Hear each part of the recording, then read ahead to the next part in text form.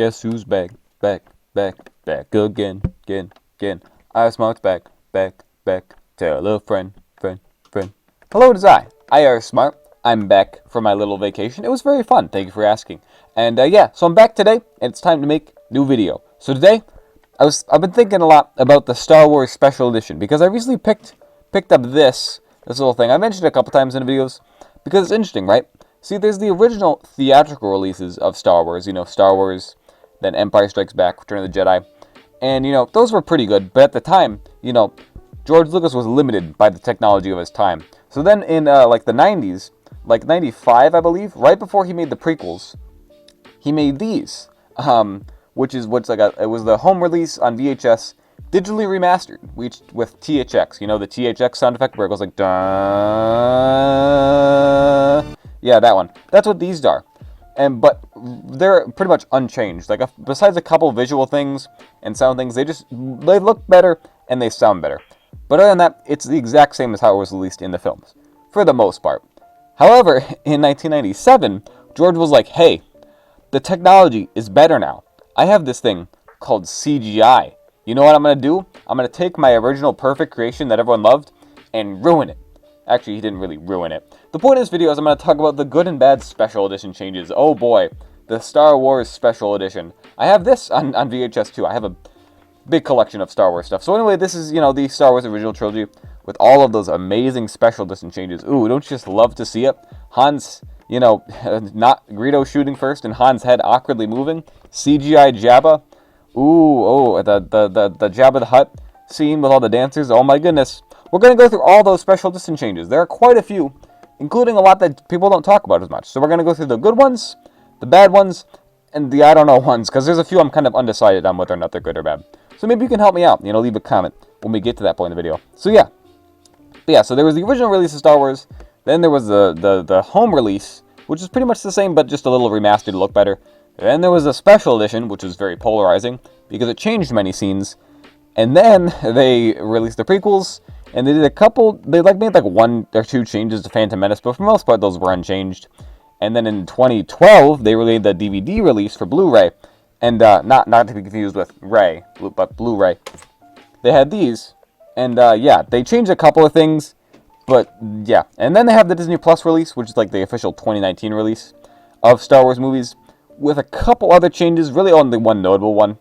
But yeah, we're going to talk about all those in this video. So anyway, this thing's just gone on for quite a while. Let's get into the good changes. Now, I know you're probably waiting for me to just skip to the bad ones, the ones that everyone likes to talk about, but I think there are a lot of good special edition changes that go underappreciated, and also some that get a bit too much hate, and I think are actually pretty good. First one is usually the most obvious answer, and that's the Palpatine change. Now, basically, in the original release of Star Wars, for Empire Strikes Back, there's this hologram of the Emperor that Vader talks to, and it's the first time we see the Empire. The Emperor of the Empire, yes. But it's just some random guy. It's not Ian McDiarmid, who we see in Return of the Jedi, because Return of the Jedi didn't exist yet, so they got some random guy, and then ended up going with Ian McDiarmid, which was a good choice, because Ian McDiarmid is really good at Palpatine. So when the special edition came out, they were like, hey, let's just put a giant hologram of Ian McDiarmid, and it looks way better.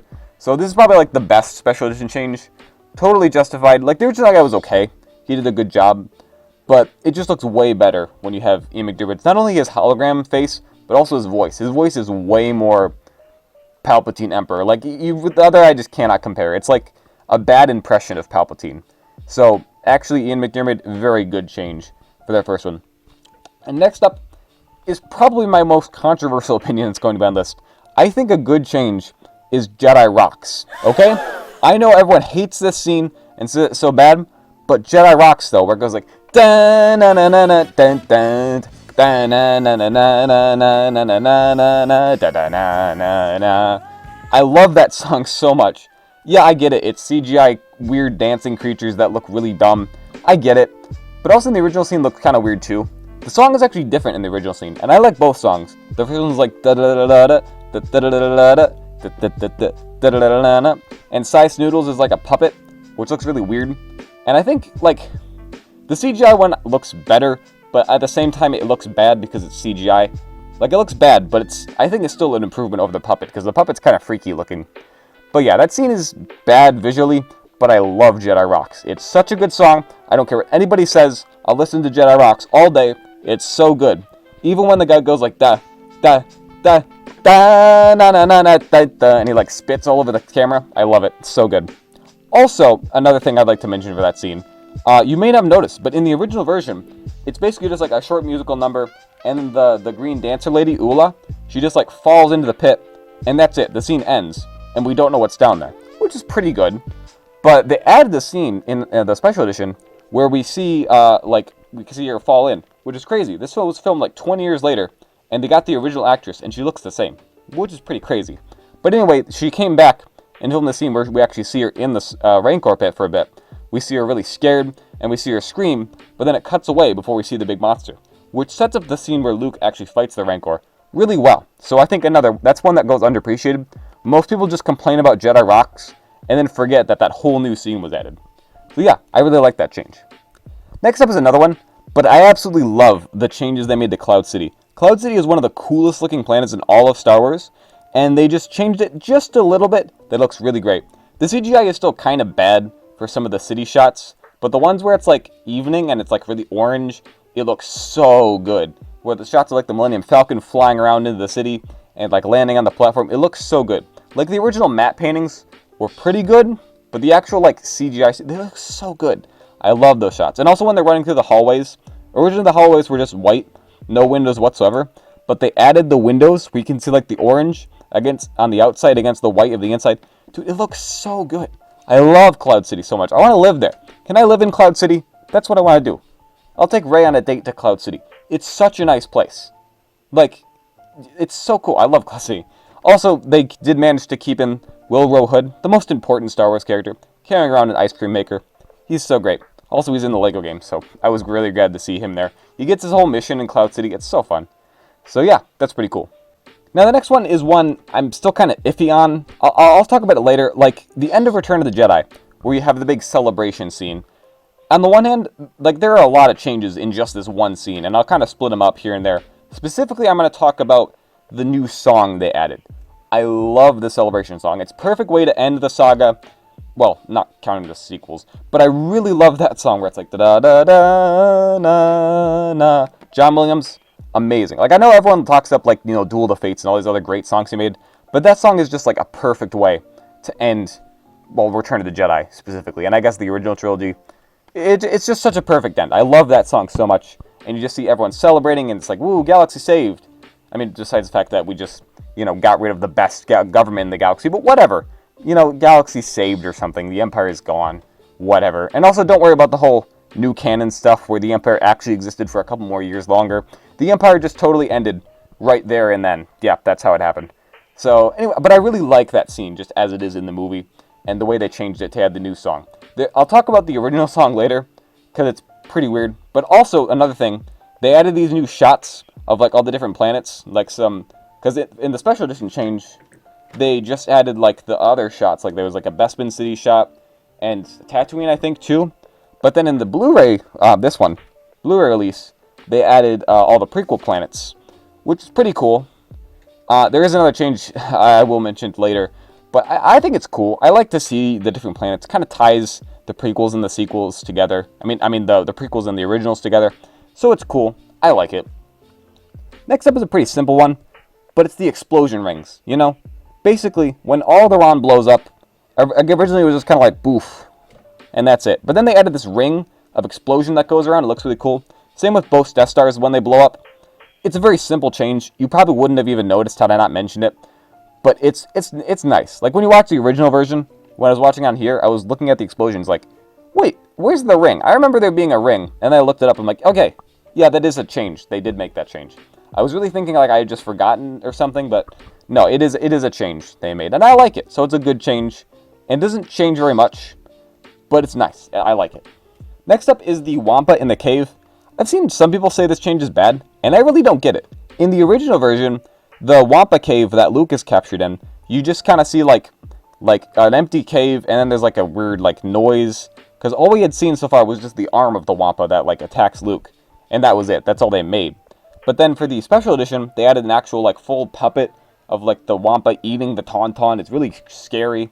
And it's not like scary, but it's just kind of like, ooh, wow, that's an actual threat that Luke has to get away from, rather than just, there's something over there. It might be bad. I don't know. So I really like that change. It's just nice. And then when we see him, chop off the Wampa's arm, it's just better. It's not that much of a change, but, an actual full-on Wampa rather than just an arm is a lot cooler, I think. And speaking of puppets, this is an actual change from the prequels. A lot of people seem to forget that in the original version of Phantom Menace that came out in theaters, Yoda was a puppet, and he pretty much looked and sounded exactly like he did in Empire Strikes Back and Return of the Jedi, which is weird. And I really do like the CGI Yoda better. It kind of differentiates his two characters, like pre-Order 66 and post-Order 66. I think it makes it better, just overall. So some people say it was better as a puppet and that CGI Yoda looks weird. But I don't know. I like this change, personally. I think it's a good one. And also it's just more consistent because, like in Episode 2, and Episode 3, he made him a CGI. So it'd be weird if it was just Phantom Menace where he's a puppet. So this is another good change. Next up is a kind of obvious one, but something you probably didn't think about. And that's the addition of the title scroll in A New Hope. Because in the original version, I think there was still a scroll, like just the text saying like, all right, this is what's going on. But it just said Star Wars, and then like the scroll. And then they changed it for the special edition to add A New Hope. I just think it's consistent because the next one said Episode 5 and Empire Strikes Back and all that stuff. So it's just nice.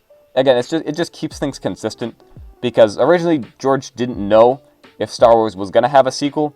So then he was like, oh, the first one did really well. Okay, we can have Episode 5 say Episode 5, and then I'll go back and make the prequels later, and all will be good. So then when he went back and fixed Episode 4, he added that title scroll. So I like it. It's nice. Some people are like, no, Star Wars needs to be pure. It needs to just say Star Wars. It isn't A New Hope. It's just Star Wars. Don't say A New Hope. Like, I get that. I get that side of the argument. But at the same time, it's just A New Hope. Let's just leave it at that. You can call it Star Wars if you want, but it is A New Hope. So, whatever. Next up is the Obi-Wan scream. I don't know what it is. I love this change. It's just so funny to me. The way that Obi-Wan is just kind of like wandering around. And he just goes like, woo! And it scares the Tusken Raiders away. It's so funny to me. Because like the original one is good, but the newer one is just so much funnier. And that's all I care about. Like, both are fine. I'm fine with either one. The newer one just sounds funnier though, because it's like, how is a human making that scream? Like, the Force, I guess? Or Obi-Wan has somehow been practicing this, it's supposed to be a Krayt Dragon call, which scares the Tusken Raiders away. That's the canon explanation. That's the one they want you to believe. My personal headcanon is that Obi-Wan was just wandering around drunk, going like, whoa, whoa, and then he just wants like, whoa, whoa, and they're like, and then the Tusken Raiders are like, oh my gosh, it's that crazy old guy again. He's drunk, guys, we have to get out of here. So that's my personal headcanon. I don't think it will ever become real canon, but I'm going to believe it. So that's how I think. Next up, again, it's a simple change, but it's very important. When the Stormtrooper hits his head in A New Hope, they added a sound effect so it goes like thunk. Because originally there was no sound, he just hit his head and moved on because they didn't really notice. But then all the fans were like, haha, Stormtrooper hits head, and they added a sound effect. This one's just nice. I'm glad they made this change. It's one of my favorite things in A New Hope because it gives the Stormtroopers personality. It's one of the few times they actually give Stormtroopers personality. It doesn't happen very often. I really like these short little humorous moments we get with Stormtroopers. And it is a big inspiration to me to make YouTube videos, to give Stormtroopers personality, because we need more personality. Like, seriously, why are we so much of a joke in Star Wars? Anyway, moving on. Next up is the change for the duel between Obi-Wan and Vader, because the scenes weren't changed that much. It's just their lightsabers that are different. Because in the original scene, their sabers look bad. Like, I think they changed it a bit in the special edition. This one, basically they just remastered it. They made it look good because the lightsabers for the actual theatrical release didn't look good. Like, they just kind of look like white sticks that kind of have a vague blue or red coloring. It looks bad, essentially. And then for the special edition, they made it look like they do in the rest of the saga, because if you look in Return of the Jedi, the sabers look really good. That's how they looked in the theater, because it was just better effects at the time. So they went back and changed it, and it looks really good. I love the way they changed it for A New Hope. Next up is another one I think a lot of people just forget about. They added back in this scene where Luke reunites with Biggs Darklighter, who is just one of those really obscure characters that I really like. I know he's a rebel, but I just think he's cool. He has a cool mustache, and I think he's a cool character. So basically, Biggs is Luke's childhood friend. He actually wasn't a deleted scene at the beginning of the movie, but they got rid of it because, I don't know, it was never added back in. But they did add back in the scene where Luke talks to him right before the Battle of Yavin, because he always appeared in the Battle of Yavin as one of the X-Wing fighters, and there was kind of like implied that they knew each other, but specifically the scene where they're like, oh my gosh, Biggs, hey, good to see you, and he's like, hey, Luke, good to see you again. I really like that scene. It's just cool. So some people say like it just isn't unnecessary and doesn't really add anything, but I think it's nice. I think it's a very cool scene. So it's cool to see how, you know, hey, Luke knows this guy, and they know each other, and they were friends. It's a cool scene. I like it. Next up is another one that people seem undecided on. Personally, I'm on the side of I like it, and that's the addition of the Tamura Morrison voice for Boba Fett. I just think it's a continuity thing, you know?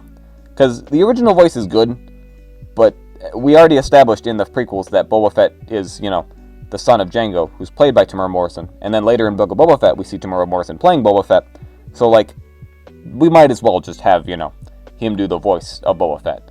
Like, the original voice actor is good. It's kind of just like, put Captain Solo in the cargo hold. And then Tamura Morrison's like, put Captain Solo in the cargo hold. It's very minor change, and I didn't do a very good impression there. I'll just play the clip. Put Captain Solo in the cargo hold. Put Captain Solo in the cargo hold. But yeah, it's just, I like it, personally. I don't really care either way. I like both versions. So it's kind of just, you know, whichever one you like. But personally, I think it's a good change. It's for continuity's sake, and I like it. And lastly, for my list of good changes, I'm going to end on a controversial one. I like it when Darth Vader says no at the end of Return of the Jedi. Now, everyone hates on that scene in Episode 3 when Vader goes like, no! Yeah, it's dumb. I'll admit that. But I really like it at the end of Return of the Jedi when he says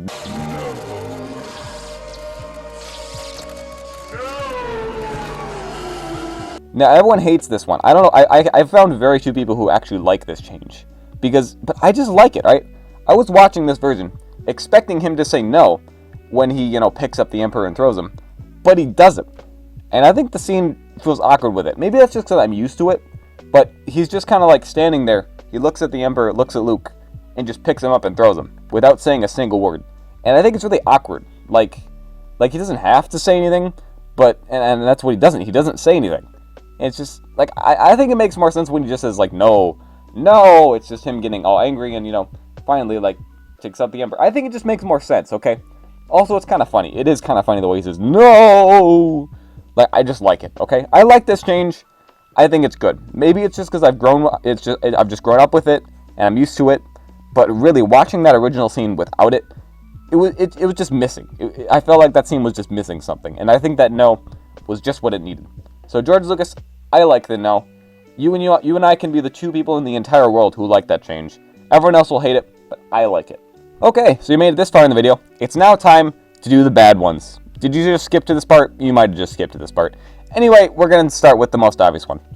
Han not shooting first. Seriously, everyone knows about this one. This is pretty much the quintessential, you know, change to Star Wars. If you know pretty much anything about the Star Wars fanbase, you know everyone hates this one. They say it's always a debate. Like, oh, some people say Han shot first, some people say Greedo shot first. It's not a debate. The only, like, possible way it could be a debate is the one edition where they shoot at the same time, and that's kind of like, oh, who did shoot first? Like, I'm just going to explain this from the top. Okay, the original theatrical release, Han shoots Greedo. Greedo dies. Greedo never fires his weapon. Han just shoots him because, well, Greedo was threatening him. Greedo was going to shoot, and Han shot before he got the chance. It makes sense because he's kind of like a cowboy type character, where he's just kind of like, bam, shoot first, ask questions later. Even though he actually was talking to him, so he did actually ask questions and then shot first. But whatever.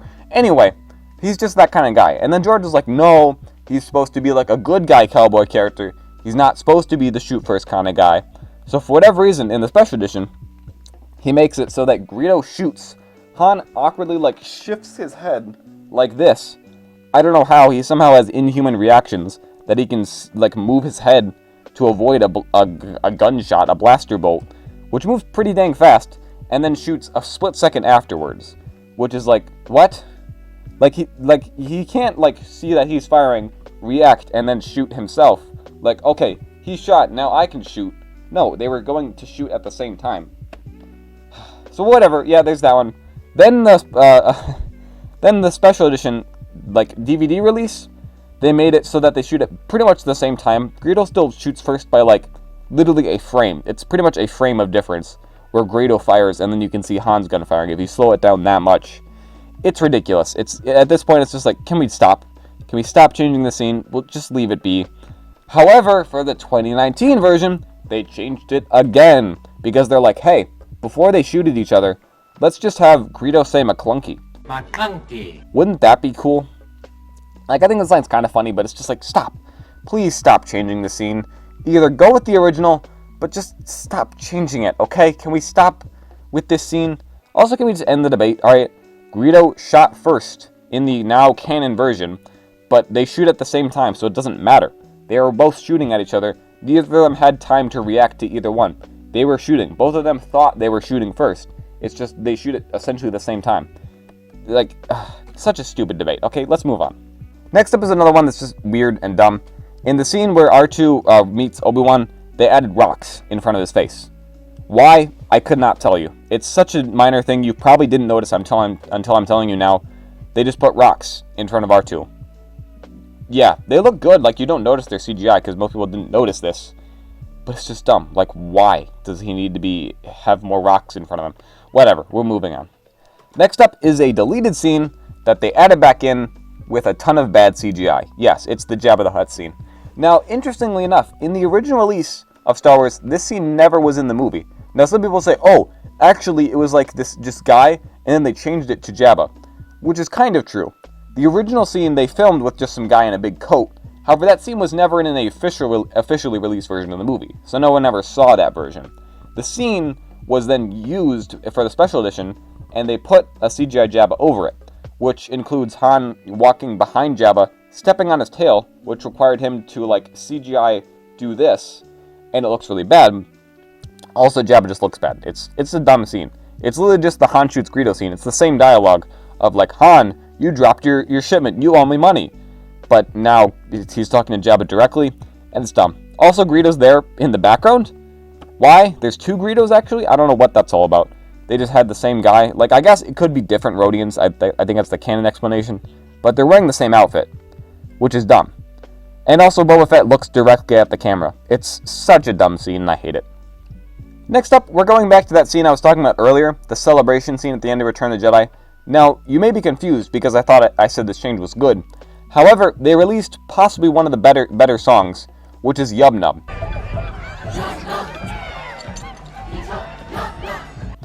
I hate the Ewoks, I absolutely despise them, but the Yub Nub song is really good. It goes like dun dun, or Yub Nub, the Yub Nub, da da da da da da. I just like it, okay? It's good. I don't know what it is, I love that song. It doesn't make any sense in the scene, so I guess I can just listen to it on its own. But it's a really good song. I love Yub Nub so much. But so it's kind of, I'm putting this on a bad change because I think they should have put it somewhere else. Like earlier scenes in the Ewoks, they could have put it there. So I don't know. They should have kept it around because I like it. The next thing I want to mention is specifically that one scene where they're on Naboo. I like that shot of the celebration. However, there's a Gungan that says, "We saw free!" And I hate it. I hate it every time. It's the worst change. I just don't like Gungans in the first place. And Jar Jar I'm fine with. But just that one Gungan who has to say, "We saw free!" It's so annoying and I hate it. Next up is another one that is just, everyone hates this one. It's all the CGI crap they added into the Mos Eisley scene. They don't need it. Like, it was fine when the Mos Eisley, we see it driving in the desert, and then it just drives through like one street in Tatooine, and then you have the stormtroopers, and they're at the cantina. Scene is paced fine, whatever. So then they're just like, hey, we need a shot of like the CGI land speeder kind of like going zoom and like past all these CGI aliens and stuff, and it's going to be this huge establishing shot, and then there's going to be like this giant monster with these Jawas that are riding it, and they're going to fall off, and it's going to be like super funny and cool, and everyone's going to love it, and then that giant monster is going to block the entirety of the screen. George, just chill out, man. The scene was fine. I think this was like that one where George is like, oh my gosh, look at all this CGI stuff. I can add so many effects. This is like this is like me when I discover how to use green screen effects, and I'm just like, okay, what if I put every effect on my screen at the same time? Wow, wasn't that cool? Didn't you guys like that? That's what George Lucas did. So, yeah. Next is another weird one. Because it's a special edition change, that they then changed again. So basically in the original version, where Luke falls down after, learning about his daddy, he falls down and doesn't say anything. And the shot looks kind of weird. They actually did fix it to make it look less weird when he's just kind of falling through the air. He still does this weird slide thing where he just kind of goes like straight down and then gets sucked into a tube and goes down a fun spinny slide. It's a really weird scene and they haven't changed it. But what they did change was in the special edition, they added the Emperor's Scream.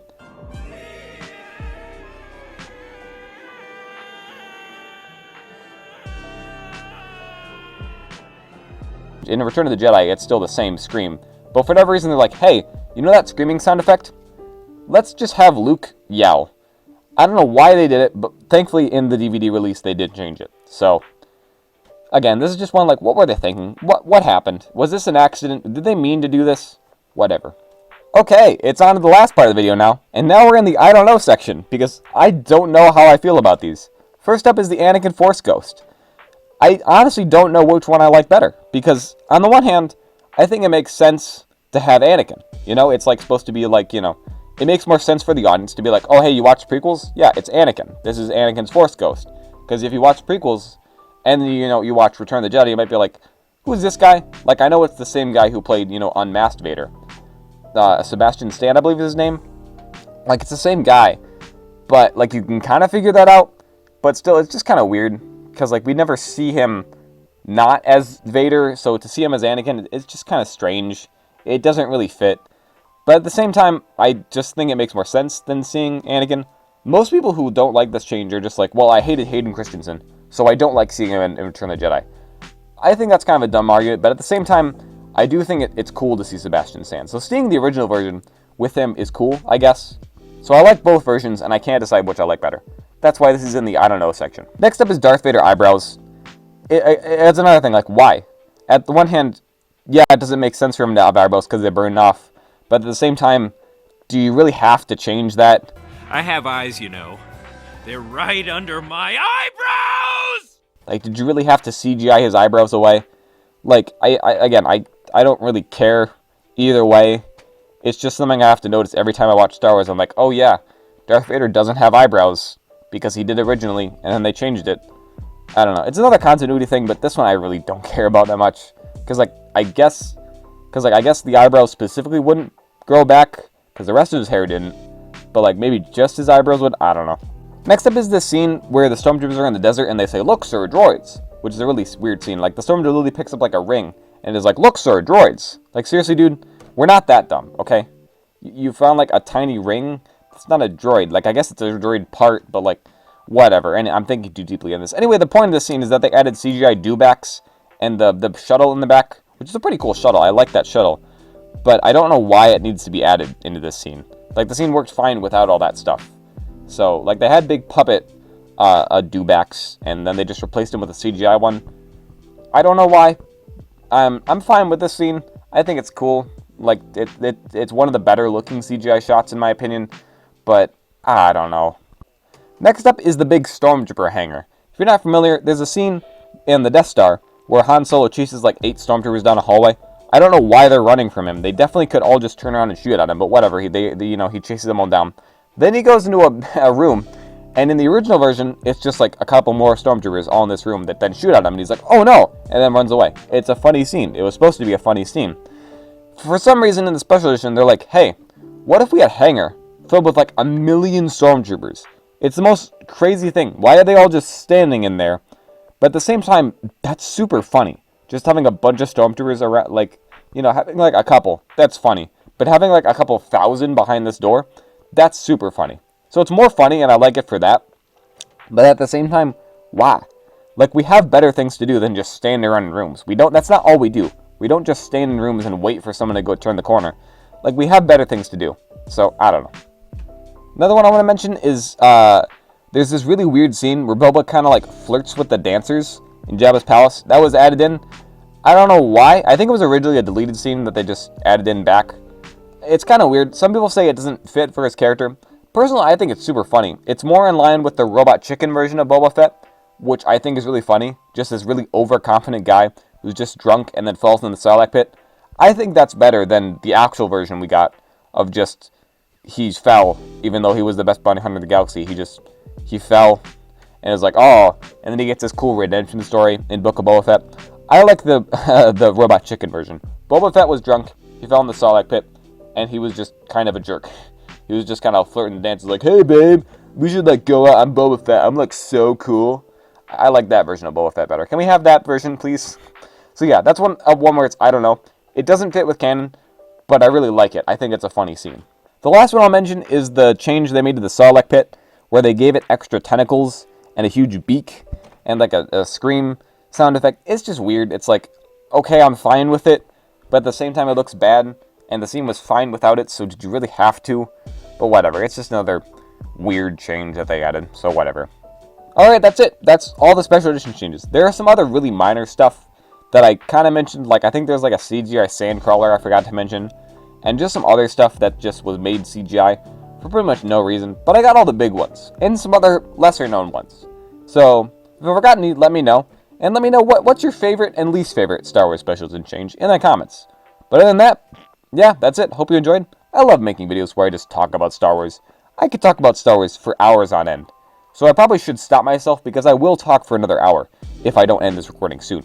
So anyway, bye.